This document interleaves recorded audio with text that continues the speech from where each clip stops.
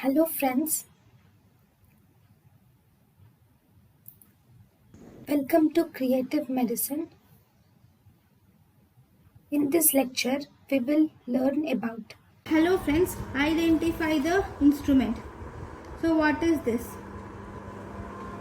So here if you see number 1, these are the blades.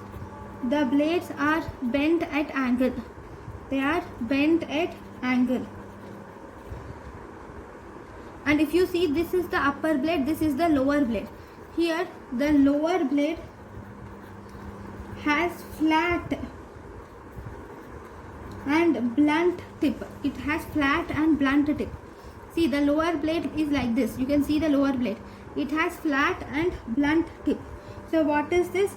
This is Lister's bandage scissors. This is Lister's bandage scissor. So even here you can see the lower one is flat and blunt tip. So what is its use? It is used to cut the bandages. So this is Lister's bandage scissors. Thank you. Thank you and thank you for watching.